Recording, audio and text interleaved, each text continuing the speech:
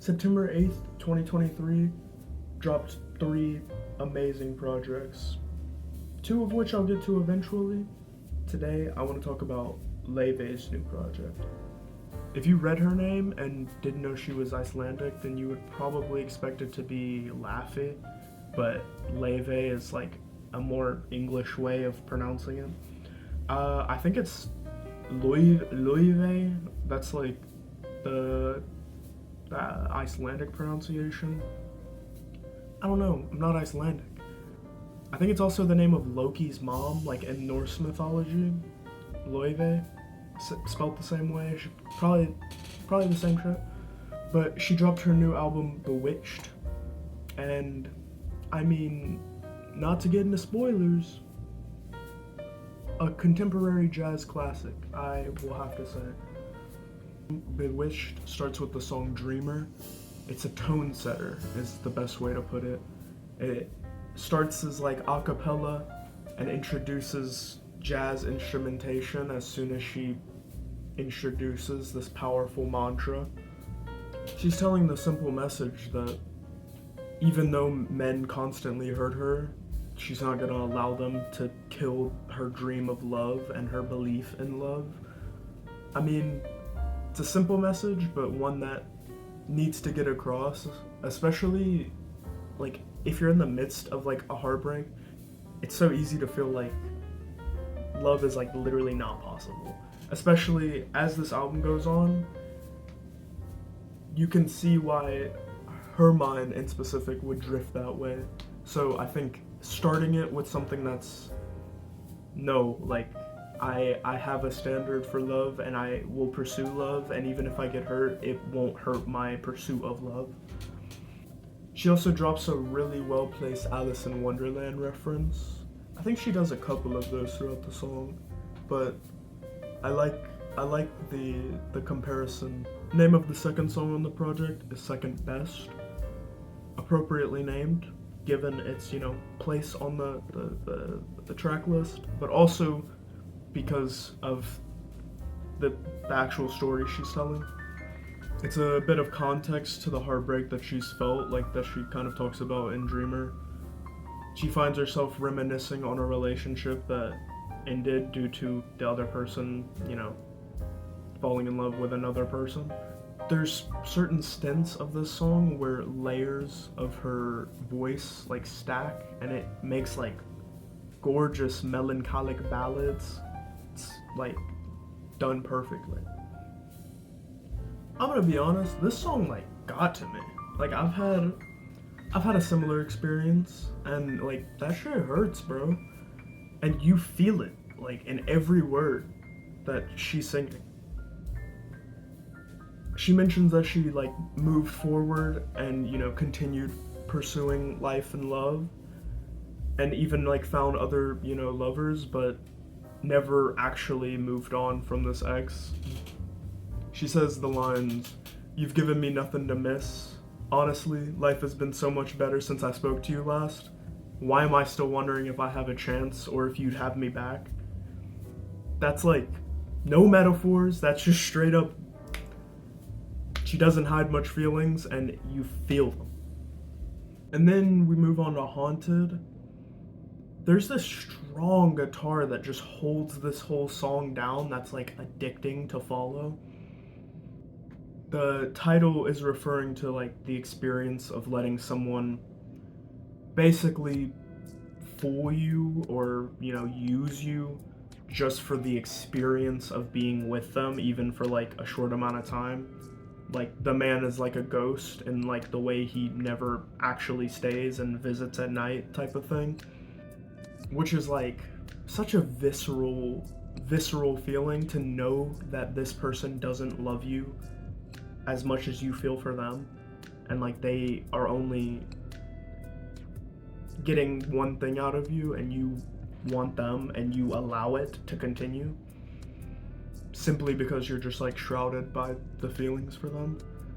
The line, "And I hold on to every ounce of sin. I know he doesn't love me quite like I love him." Like, it's just she has some like crazy metaphors later, and like not crazy, but she has really good metaphors and tie-ins, like the Alice in the Wonderland or some future stuff that I'll get to.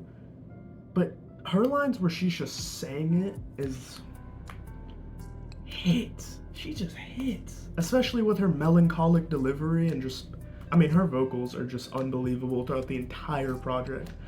The fourth track, Must Be Love, it's a very simple, gorgeous love song about how it feels when you find yourself falling in love. The opening lines, honestly, gave me like chills the first time I listened to it. They just hit, like her delivery and the actual lines are just like fire. She also says, "You made a sappy, stupid something out of me," and that, like, I don't know, that line's just adorable. That's real. While You Were Sleeping, track 5, has like perfect writing execution.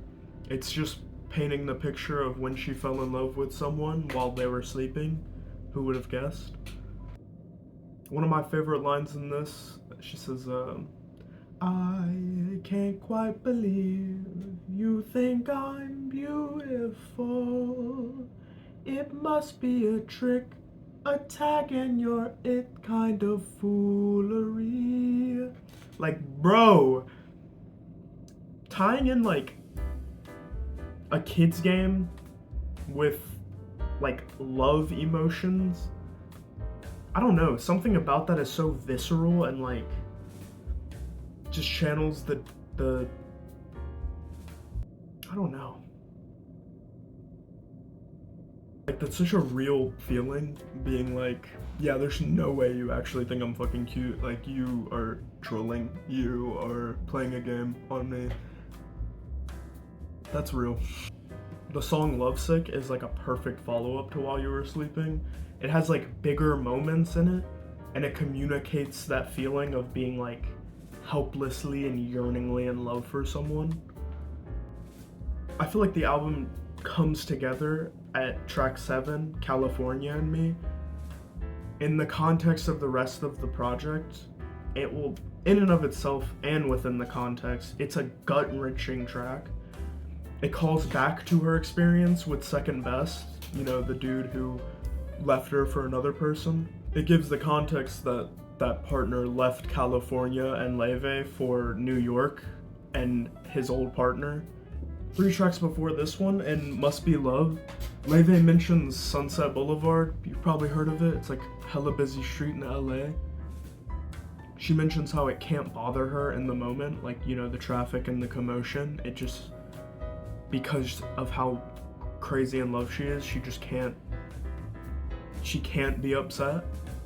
You fast forward 3 tracks later in California and Me, and she's talking about how terrible Sunset is and how all these California experiences are like now tainted. Tying this project and feelings together with like locations hits. I won't bore you with the interlude. It's just a pop off on the piano. I mean, shit's gas, but I won't get into it.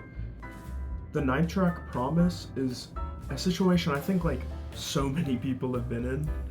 It's the promise entailing a promise to yourself not to call your ex after, you know, y'all have broken up. This might be her strongest writing.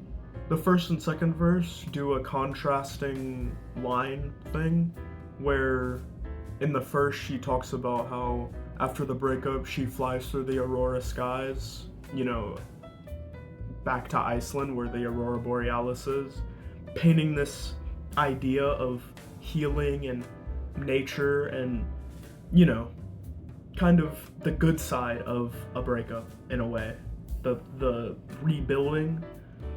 And then in the second verse she says, "I haven't called him for 16 days, I deserve a cigarette because of my restraint." And going from appreciating nature and healing to something that inherently destroys you and nature as a cope for, you know, the situation you feel, that is like strong. I think that writing really hits like that deep contrast within, self and nature. It was like that writing is clever and like savvy. If you've heard basically anything from Laufey, it's probably From the Start, which is the 10th track and like the biggest single from the album. Blew up on TikTok and stuff. It comes with like ABBA vibes in the sense that it has like a super upbeat production, but very melancholic lyrics and delivery, mainly delivery. It's like a near perfect song, honestly. It has like gorgeous ballads and scatting, which I wasn't expecting to hear scatting on this album, but it's a jazz album and it fits. It's perfect. Speaking of jazz album, the next song is Misty, which is a jazz standard. I believe it's by Errol Garner, the original. This helps cement the album as like a true modern jazz classic album, in my opinion. Like, the history of the song Misty could be its own video, but it's been covered hundreds of times by different artists, and her rendition is amazing. As good as any I have ever heard. Serendipity has like the vibe of like a Sondheim musical, like whimsically floating down the street of New York and thinking about life and love and singing about it. Yeah, I took theater in high school and I know a little bit about musicals. The song is a comment on the naivety of love, like how in the heat of the moment things can feel like they're falling in place perfectly and it's, serendipitous. In Laufey's words, four-leaf clovers, lucky dimes, coincidences, cosmic signs. I have proved I'm quite naive, I'm falling fast, failing gravity, I swear this time it's serendipity. She's mentioning, how she'll use astrology and coincidences to justify the moment. I think plenty of people have been in that situation. Not me though, I could never listen to astrology. Virgo man, by the way. Letter to My 13-Year-Old Self is exactly what it sounds like. I mean, come on, are you following? It's a very unique outlook. I couldn't begin to imagine the experience of growing up half Chinese in Iceland. I mean, that's two things I don't have. Half Chinese or Icelandic, so this gives me a tiny bit of outlook. And I mean, it's beautiful. It can make you cry. A few of these songs can make you cry. But she's telling her younger self, she wishes she could tell her younger self that she'll eventually be a star because the experience of being half Chinese in Iceland is a grim one, especially for a woman, I would assume. Bewitched is like literally magical. The opening sounds is like something out of Harry Potter, like literally like the opening sequence of a Harry Potter movie. And the vocals are like so strong and angelic with like this perfect violin backing. That's not how you play a violin. I've played a violin before. I promise. I'm not awful at violin. It's like the only instrument she plays that I can do anything with. There's also another jazz reference to Ella Fitzgerald with certain lyrics and the title of the track, which is like such a subtle nod, but she is a jazz fan. Like, you can tell. She respects the fuck out of jazz. And she paints that feeling of being entranced by a love interest like it's a spell very well. It's a perfect end to this album and a perfect song for the title track. For new jazz music, like, this is as good as it gets. Laufey is a peak artist. She's going to be big for a very long time. It seems like she's only getting better. I'm excited to see the future for her. 13 songs and an interlude, no skips, all amazing songs. She's never misses on delivery. Her writing is as good as it gets. Orchestration that like punches you in the face and can make you cry. I mean, the album is near perfect. I mean, 9 out of 10. Shit, you can call it a 10 out of 10 if you want. I wouldn't trip. I think 10 out of 10s take time to brew. I don't think you can call something a 10 out of 10 in like, 2 weeks after it drops, but it's about as good as it gets. I don't know what else you want from her. I'm excited to see the future of her. I'm excited to see how she takes over the universe. Shout out Laufey, and shout out you for watching to the end. If you haven't listened to the project, go listen to it right now. If you have, comment how you agree with me exactly and how I had W takes. There's 2 other artists that dropped on September 8th, Tizo Touchdown and Olivia Rodrigo. I'm also going to be talking about those 2 albums. So, subscribe, turn on a bell if you want. They're going to be dropping not too long after this one, I promise. Subscribe, comment if you got something to say, follow me on Instagram if you want, it'll be in the description. You don't have to like, I don't really care about that. Thank you for watching, bye.